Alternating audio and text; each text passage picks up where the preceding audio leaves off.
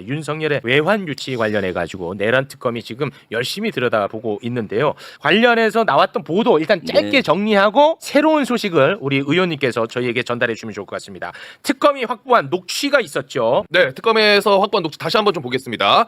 현직 장교의 그 녹취인데요. 무인기 침투는 윤석열의 지시라고 들었다. 북한이 반발하자 윤석열이 박수를 치면서 좋아했다. 불안감 조성을 위해 일부러 북한에 노출시켰다. 미친 사람입니다, 네, 윤석열. 좋습니다. 자, 그리고 무인기 작전에 참여했던 네. 군 관계자의 특검 진술까지 있었습니다. 무인기 침투 지시는 국가안보실로부터 받았다. 김태호 태호. 조심하고. 네. 네. 자, 그리고 그동안에 계속해서 뒤에 숨어있던 합참이 무인기 침투와 관련해서 미리 알았을 가능성. 특검이 확보한 녹취록에서 나왔죠. 무인기가 북한에 침투하기 직전 이승호 합참 작전 본부장 측이 보고를 받았다.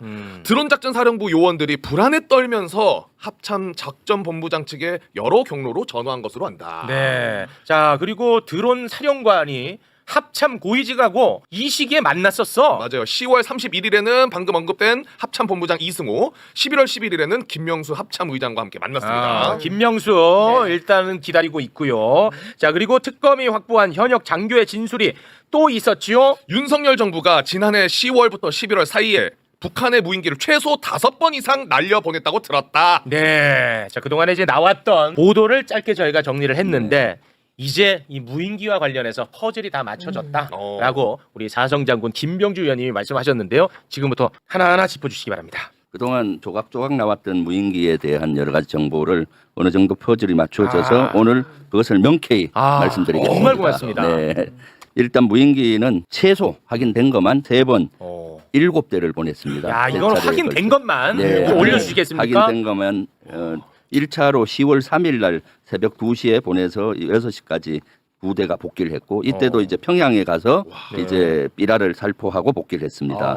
그리고 2차는 10월 8일 날 밤 11시에 출발을 해서 그 다음 날 9일 날 03시에 복귀를 했는데 이때는 4대가 갔습니다. 4대 갔는데. 그래서 평양에서 삐라를 뿌리고 3대는 복귀했고 네. 1대는 평양 인근에 추락이 된 거죠. 아. 평양에서 얘기했던 그거와 거의 일치된다는 증인입니다. 이게 그거구나. 북한이 공개했던. 그 다음에 거기에 멈추지 않고 실제 북한이 제대로 도발 대응을 안 하니까 11월 13일 날 초저녁에 19시 30분에서 저녁 9시 20분까지 2대를 계획했었는데 한 대가 먼저 남포항 거기는 군사 시설이 밀집된 지역입니다. 네. 보전성이 있는 부대가 밀집된 지역에 한 대를 보냈는데 네. 무사히 기한을 했어요. 그러니까 그 다음에 한 대를 보내려고 했는데 안 보냈다라는 증언이 이것이 복수의 증언.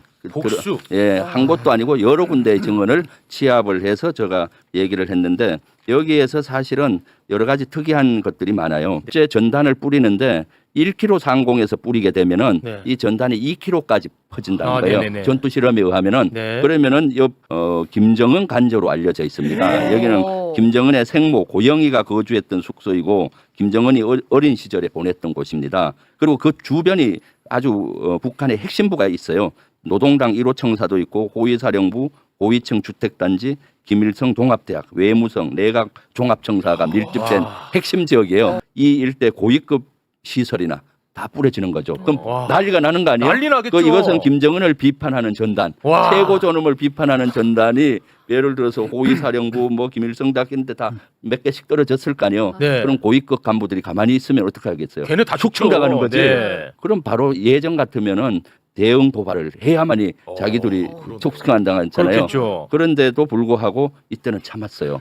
수사적인 위협만 하고 너들 이렇게 하지 마라. 이러면 전쟁 난다 이렇게 하고. 아찔합니다. 네, 그리고 12월 8일 날은 아예 그 15 간절을 하라고 목표를 준 거고요. 그 다음에 11월 13일에는 남포는 진짜로 그 호전성이 아주 강한 부대들이 밀집돼 있어요. 그래요? 그래서 연평도 포격 도발 또 일으켰고 그쪽에서 NLL에서 여러 가지 도발을 했던 부대들이 집중돼 있고 그래서 처음에 비행 경로를 받아보니까 보면은 온천 전투 비행단이 있어요. 그걸 경유해서 들어가라는 거예요. 아니 그러니까 잠깐만 요거 그러니까 10월 3일, 11월 8일, 10월 8일에 그러니까 윤석열이 생각할 때 제일 예민하고 제일 얘네들이 심각하게 생각할 곳은 당연히 김정은 관저라고 봤겠지. 그렇죠. 네. 당연하죠. 그죠? 네. 거의 뿌려봤어. 네. 와, 이 새끼들 참을 수 대단하네. 참는 거야 이거를. 야, 그러니까 이거 안 된다. 우리가 자극했을 때 바로 공격을 했던 곳이 어디였느냐?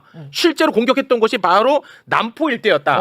그래서 11월 13일에는 남포 일대를 또 타겟팅했다는 거다. 그러니까 적의 심장에 권총을 쐈는데 적이 와, 반응이 없어. 미쳤다. 그러니까 이거 큰일 났구나. 이거 미쳤어. 유도해야 적이 도발을 해야 우리가 또 국지전으로 대응하다 보면은 비상경험을 하고 와. 영구집권하는데 반응을 안 하잖아요. 미쳤어. 그래서 이번에는 칼로 목을 딱 들어댄 꼴이죠. 남포에다가 남포에다가 네. 그런데 그것도 진짜 이 받아봤을 때 실무자들이 이거 미쳤다라는 생각을 했어요. 왜냐하면은 네. 이 실무자들은 무인기가 침투를 해서 적진을 찍고 무사히 기한을 해야 되는 거예요. 네. 만약에 추락하면은 문책을 받아요, 사실은. 아, 네네네. 그러니까 항상 적의 중요 시설 레이더 기지는 회피하는데 온천 전투 비행장을 경유해서 그 아. 남포로 들어가라니 여기 가면 100% 그냥 저격당하는 거죠. 저격당하든가 네. 확인이 된다라고 이제 컴플레인을 한 거예요. 그 어. 문제 있습니다. 하니까 네. 그 당시 드론 사령관은 거기에 대해서 여기 문제가 있다고 힘들다고 하는데요 하고 옆엔가 누구한테 얘기를 하고 그 다음에 이제 내려온 지점이 온천 비행장을 빼고 대신 대동강변을 따라서 그 남포로 들어가는데 대동강변의 해변이 더 군사 시설이 밀집된 지역이에요. 거기는 바다와 연결돼 있어서 잠수함 기지, 공기부양정 기지, 뭐 핵심 시설이 있는데 가고 그때 갈 때 통상 2km 상공에서 갔는데 남포로 들어갈 때 대동강에는 800m까지 낮추라는 거예요. 이건 뭐예요? 걸려라고 걸리고 맞아요. 추락 당하라. 제발 걸려라. 그거잖아요. 그래서 너무 이상했다는 거예요. 그래서 이거는 뭔가 잘못됐다 하고 해서 실제 재민 공격을 당한 것 같아요. 무인기가 당하니까 이제 자기가 무인기는 가는 길에 GPS를 입력을 해요. 그리고 방향을 턴하는 지점마다 입력한 그걸 따라서 가는데 GPS 재밍이 오니까 재밍 GPS 알아요? 타라. 재밍 뭔데요? 전파 교란. 인공위성에서 전파 교란. GPS 현재 위치 자기 좌표를 계속 받아야 되는데 이게 안 받아지는 거예요. 어. 그럼 길을 잃었잖아요. 네. 막 헤매고 있었는데 멀리서 이제 수동으로 그때 마침 통화가 돼서 수동으로 이제 그 백령도에서 유도를 해서 기한을 한 거예요. 무사 기한을 어렵게. 그래서 한 대 잘 도착했습니다 하고 드론 사령관한테 보고했더니 좀 황당해서 돌아왔어? 아니 이게 이게 되는데 이 새끼들 왜 이렇게 실력이 좋아? 그래서 그 다음에 두 번째 걸 띄워야 되는데 안 띄운 거예요. 이거 제가 또 돌아올까봐. 네, 남포에서 와. 띄운 거는 진짜로 그 인원들이 첫 번째 평양 갈 때는 그래도 뭐 오물풍선 대응으로 한다 하니까 사명감을 갖고 했는데 남포 건 너무 이상한 거예요. 와. 그래서 이거는 뭔가 잘못돼 가는구나 하는 걸 심각하게 느꼈다라는 증언. 윤석열 천벌 받아야 돼. 네. 그럼 의원님 네. 전단지를 뿌렸다고 하는데 네. 그 전단지는 근데 어디서 만든 거예요? 그거를 퍼즐을 맞추었어요. 아, 그래요? 그것이 너무 궁금했잖아요. 네네네. 단지는 국군 심리전단에서 만든 걸로 추정이 돼요. 왜냐하면 무인기 부대에서 국군 심리전단에서 전단지를 수령해 왔어요. 국군 심리전단도 전방에 다 나가 있습니다. 대북학성기 이런 방송이나 다 작전을 하기 때문에 네. 백령도에도 나가 있더라고요. 그래서 백령도에 나가 있는 드론 부대에서 거기 가서 수령해 오라. 그래서 갔더니 라면 박스보다 조금 적은 박스 한 네. 박스가 밀봉된 거를 이제 네. 갖고 온 거예요. 그 사진 한번 볼까요? 그래, 네. 요거는 그 사진이 아니고 조금 이따 띄워주세요. 그래서 거기에 보니까 거기에 한 2만 장 정도 들어있더란 거예요. 특수 제작한. 그래서 그거는 지문이 묻으면 안 되니까 장갑을 끼고 이제 북한에 보내는 전단지를 이렇게 한 500에서 600장 무인기당 이렇게 묶어서 무인기에 장착을 한 거죠. 와. 그래서 지금 사실은 심리전단에서 특별히 만든 걸로 보여지고 네. 그래서 이것은 수사로 밝혀져야 된다. 와. 그리고 더 중요한 것은 무인기가 원래 이것은 카메라를 달고 적진에 들어가서 촬영하고 오는 거예요. 네. 그런데 전단을 뿌리는 무인기가 없었어요. 네. 그런데 이것을 드론사에서 자체 제작을 개조를 했다. 개조했어. 그거 저도 그게 궁금했거든요. 아. 무인기에 전단 뿌리는 무인기가 없는데 뿌렸다고 하니 그래서 확인을 해봤더니 작년 2월부터 시작을 했는데 본격적으로는 6월에 이걸 디자인을 했더라고요. 그래서 무인기에 있는 카메라를 떼고 무게 때문에 카메라를 떼고 저기 아까 띄워주세요. 아까 거 네. 무인기 전단통을 만든 겁니다. 저기 플라스틱으로 된 전단통을 이렇게 만든 만들었고. 거예요. A4지보다 조금 적어요. 이거 A4지를 이렇게 말아서 이렇게 원형처럼 이렇게 되는 거예요. 그리고 그 안에 5 곱하기 7cm 전단을 해서 열 수 있게. 그래서 저거를 이제 무인기 밑에 밑에 보면은 배 있는 데를 개조해서 부착하는 겁니다. 네. 그리고 저 연결하는 고리가 있는데 서버라는 그 장치와 연결을 했다가 목표 지점에 가면 요 묶어놓은 건을 딱 푸는 거예요. 아. 놓으면은 이 전단통과 전단지가 분리될 거 아니에요. 네. 그러니까 전단통도 떨어지고 전단도 떨어지는 거죠. 네. 근데 다행히 저 전단통은 3D 프린트로 만들어서 플라스틱이에요. 네. 아주 얇아. 네네네. 그게 떨어져도 이것이 별로 위험하진 않아요. 그래서 지난번에 북한에서 왜 전단통하고 전단지 사진을 보여줬잖아요. 네. 그런 모양이었죠. 와. 그래서 전단통까지도 3D 프린트의 길을 가지고 드론 사령부의 교육센터에서 그걸 만들고 실험을 많이 했더라고요. 그래서 와. 6월 달에 그것을 디자인하고 7월에 전단통을 만들어서 부착을 개조를 하고 또 개조를 하면 이거 무인기 만들었던 업체와 협조를 해서 또 문제가 없는지 문의를 한대요. 그것도 했을 걸로 추정을 하고 있고 네. 그리고 나서 7월 달, 8월 달에 시험 비행, 테스트 비행을 와. 여러 번 와. 해야 되잖아요. 네. 철저하게 하고 8월 달에 이제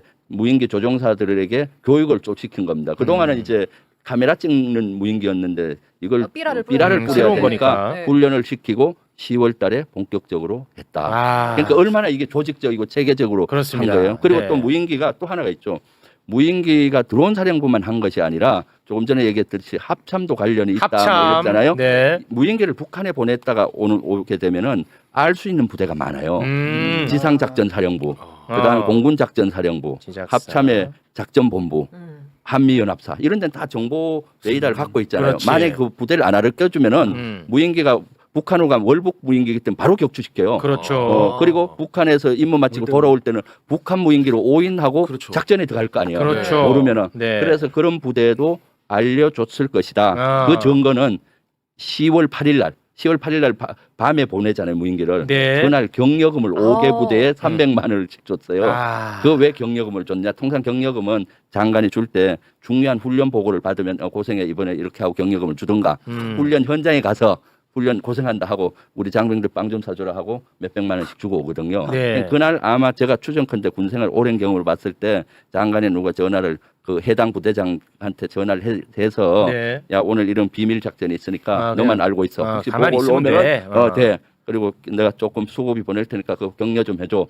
이렇게 해서 동시에 5개 부대를 보내지 않았겠느냐. 이건 그렇죠. 추정인데 네, 합리적 추정입니다. 수사에서 수사해라. 네. 그리고 또 이 실체를 밝힐 수 있는 그 키가 있습니다. 네. 키가 뭔가 하면은 10월 달에 끝나고 나서 표창장을 25명의 표창장을 줘요. 아 맞아요. 그 25명에게 주는데 국방부 장관에게 5명, 합참의장에게 5명, 합참작전본부장 표창 10명 합참. 그래서 25명을 주는데 그 제가 명단을 분석을 해보니까 네. 무인기와 관련된 사람을 다 준 다 거예요. 준 거야, 그래서 포상자에. 거기는 드론 사령부에 그 참모가 들어가 있었고 드론 사령관 혼자 하지 않았을 거 아니에요. 그렇죠. 그 참모 뭐 작전 관련이나 공격 통제 하는 사람도 들어가 있었고 아. 교육센터가 들어 있어서 처음에는 의문을 가졌어요. 교육센터 왜 들어가 있나? 이거는 무인기를 개조하는 개조하는데 데지. 교육센터가. 그래서 거기에 이제 들어가 있고 그렇습니다. 그다음 밑에 무인기를 띄운 부대인데 네.